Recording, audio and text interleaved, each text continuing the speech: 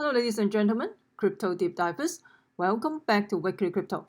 So today I'm going to talk about Metaverse and privacy issues. So before we get into that, make sure you subscribe to my channel so don't miss out the upcoming videos that could be time sensitive.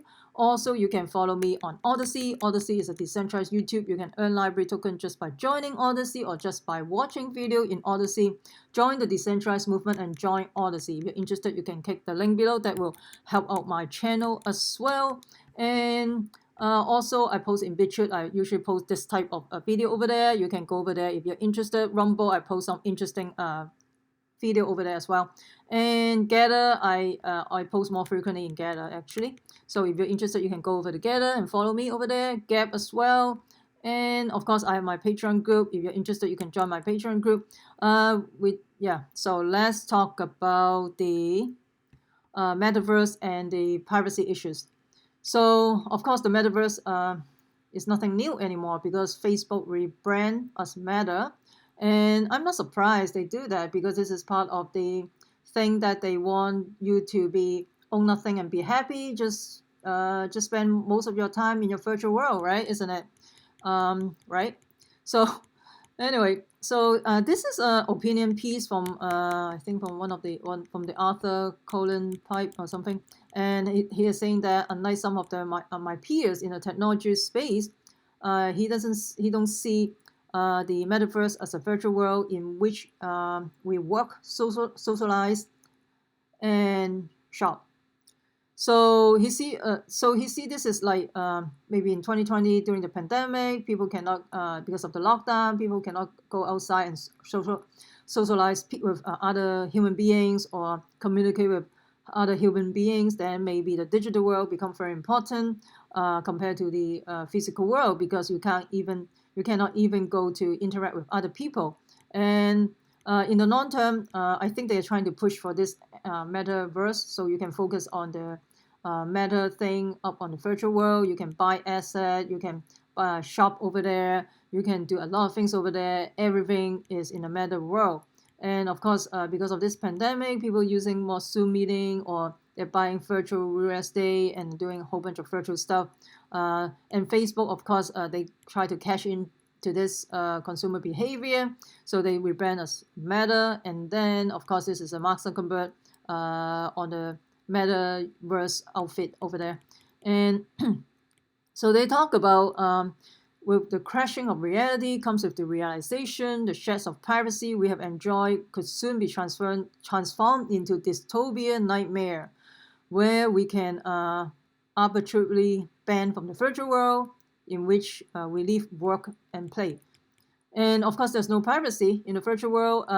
In the virtual world or digital world, right now, a lot of people basically use their real name in the Facebook per se, right? So they will transform into a meta world. Is probably they will use because they're already in a Facebook platform. They probably transform into the meta world using the real name as well. And of course, they encourage people to use something, a virtual avatar or something. Some people probably use the real picture of themselves. So, but anyway, so many of the today's digital privacy worry because of the identity theft, stolen personal information, target ads. You know, if you go to Facebook, the ads, the advertising are very target is because it's based on your Facebook profile and everything. And of course, Google also do the same thing. If you have a Gmail, whatever, they can trace what is in your email. And then when you do a search, all the thing that you are looking for will pop out in the email because they spy on you, basically. And so they're talking about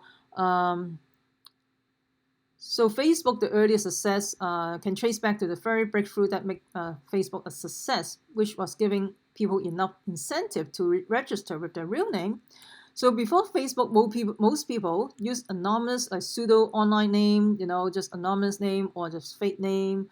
And but then Facebook having people the names, connecting the payment service, including Apple Pay, Google Pay, and then Amazon purchasing profile. Then all of a sudden, all these internet user basically have some type of online personal profile that show up in the system. So they have all your information basically.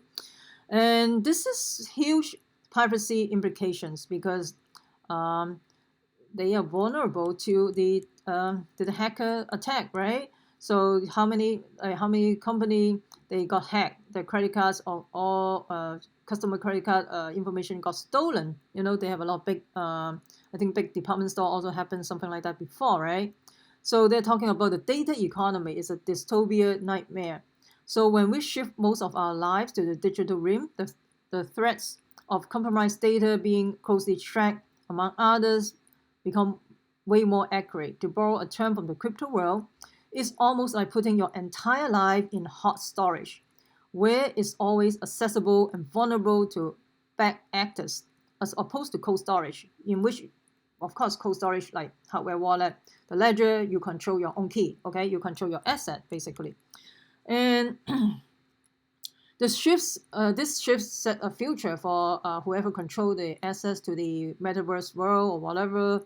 They can enforce legislation against the provider of the account. So you can hear people got the platform from the platform, right?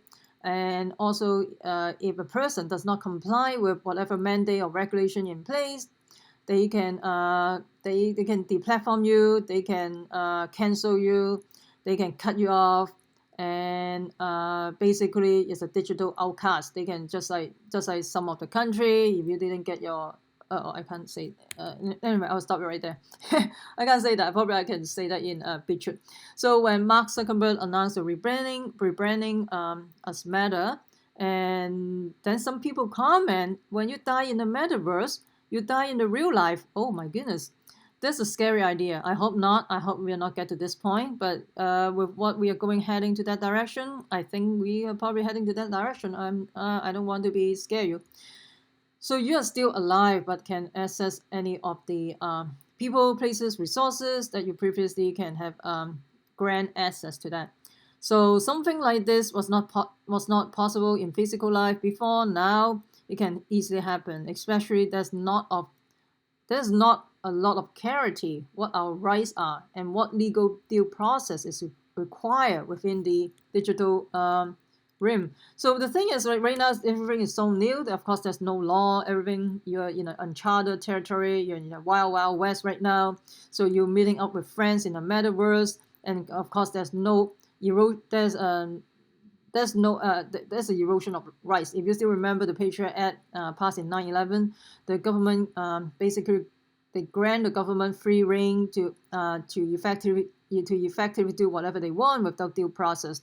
Under the Patriot Act, the government through the CIA, FBI, they can push in surveillance, request to Google, Facebook, Apple for all the user, and by law, the company is not allowed even to notify you that you're under surveillance. So I thought this Patriot Act is just temporary, right? But right now it's not, it's permanent become. So so the new path to privacy after EU data regulation fail. The new path to privacy after EU data regulation fail. I think I'm not familiar with this, but I will look into it. We are putting more and more importance on digital lives without clarity on our rights within this new world. We already put too much trust in the entity that have demonstrated a track record of abusing the trust, not protecting the information that is provided to them. We have bought into the system. We will effectively become digital serfs, digital slave, I guess, which we exist as the convenience of the platform provider. We are on our own without any rights in the digital arena, basically. If we become inconvenienced, we are easily silenced, the platform, and the thing is, we don't even know where's the line is, right? There's an invisible line. The line probably moving all the time.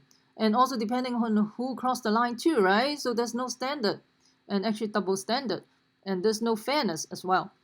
And so in the current climate, censorship, deplatforming become very prevalent and affecting people who are not even breaking any laws, or just an opinion, just voice differences, just have a different opinion, you get in trouble, and or your opinion is not in line with the mainstream media, and or argue against the mask mandate, or discussing this, talk about some other alternatives for this thing.